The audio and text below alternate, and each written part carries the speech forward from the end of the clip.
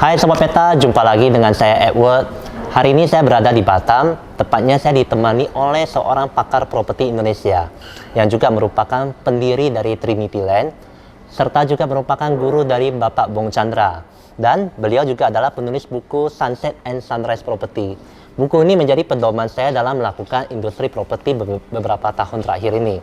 Perkenalkan, beliau adalah Bapak Matius Yusuf. Ya. Selamat pagi Bapak. Pagi Pak Edward. Terima kasih. Terima kasih sama-sama. Terima kasih sama-sama Pak. Terima kasih atas waktunya untuk hadir di YouTube channel kita, Iya. Peta Rumah. Iya. Baik.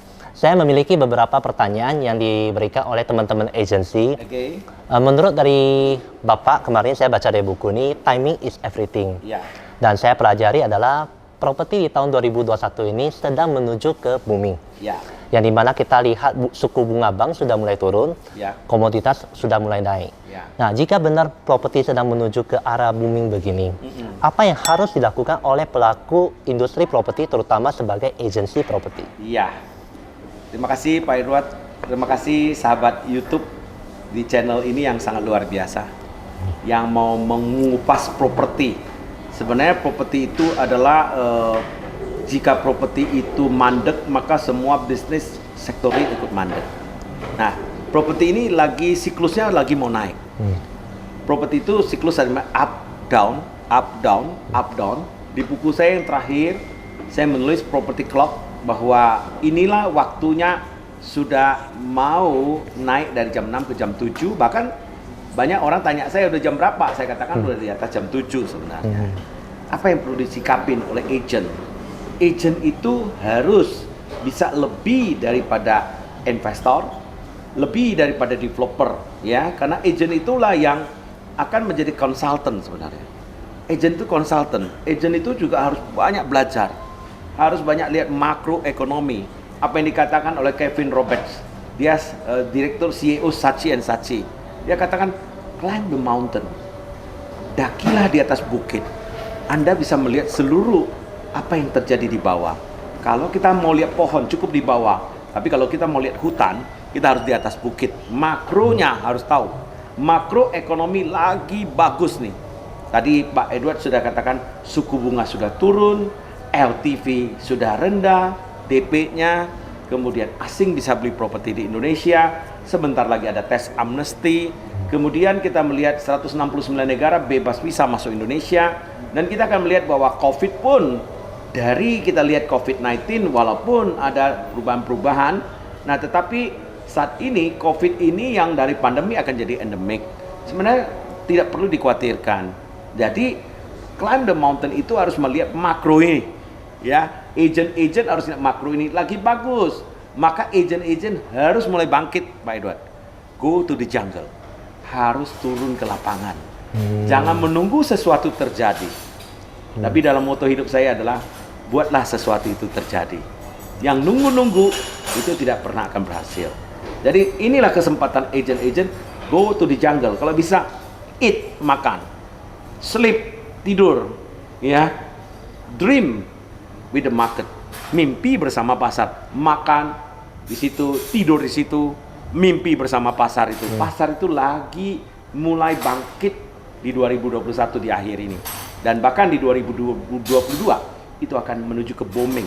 2023 masih ada 5 tahun ke depan ini properti akan booming, ya. Jadi yang ketiga, jangan lupa, banyak agent biasanya tidak antisipasi bagaimana think like a fish.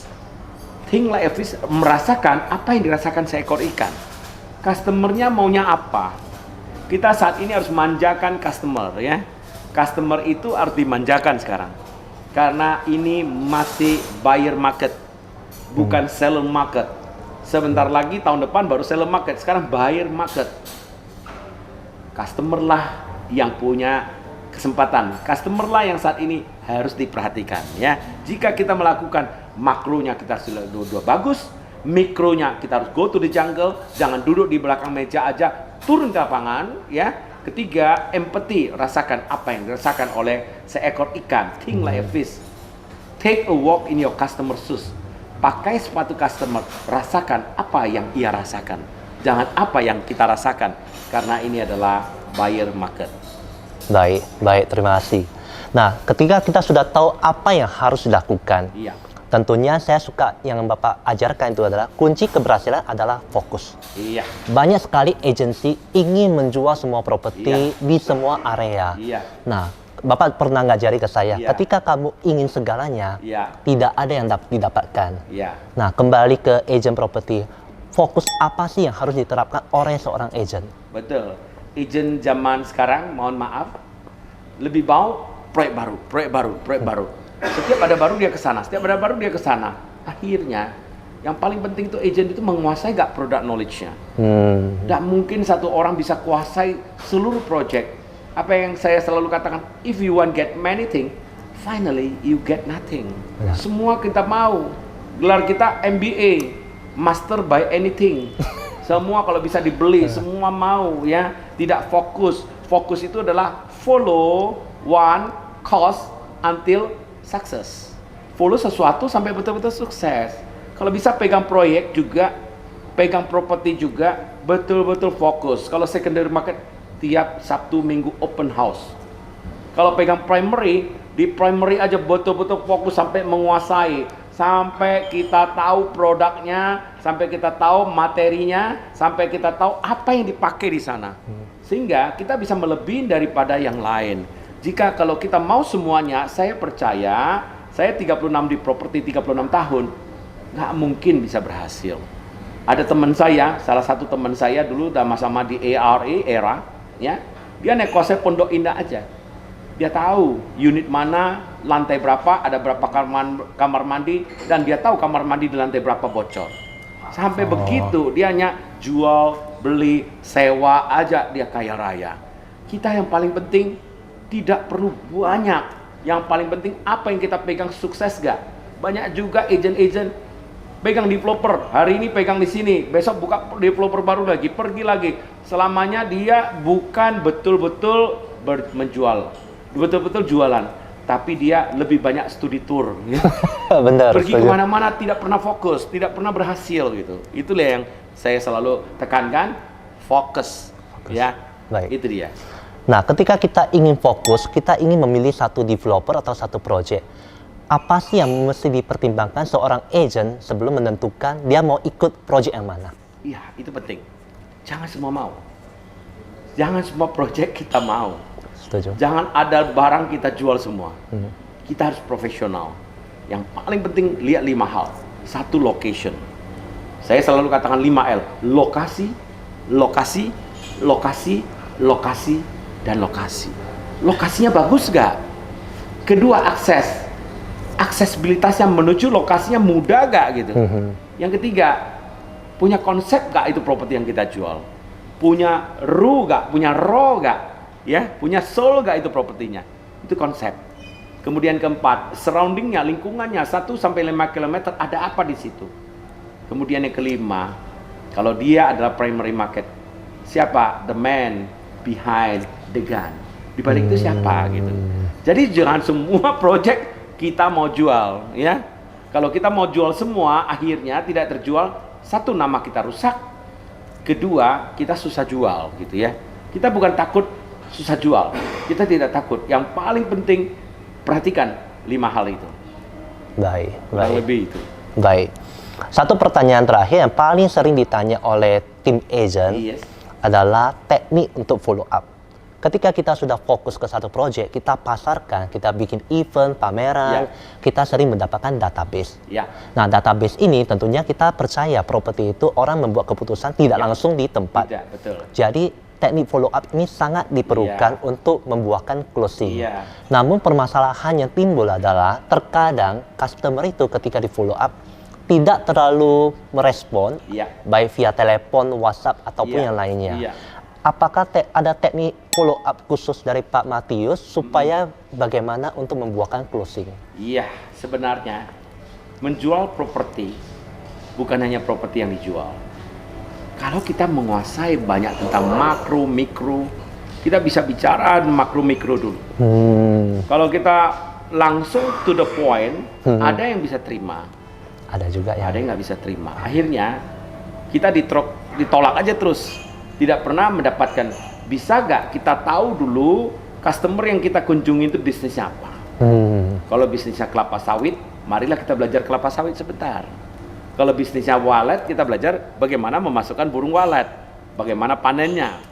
Kalau dia bisnis ya multi level marketing, kita harus tahu multi level marketing.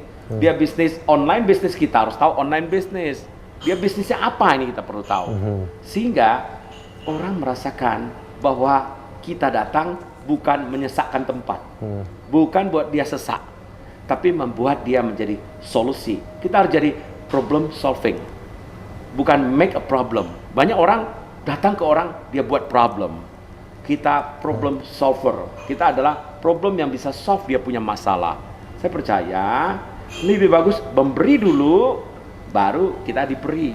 Memberi dulu. Ya, bukan take dulu, tapi give dulu. Give dulu. Apa yang bisa kita berikan. Jadi banyak sekali agent-agent hanya langsung dia belajar 1 hari, langsung turun lapangan, langsung ke field. Menurut saya salah. Ya. Abraham Lincoln mengatakan, jika aku punya waktu 9 jam untuk menebang pohon, maka 6 jam di awal, bukan 3 jam, 6 jam di awal saya asah kapak saya dulu.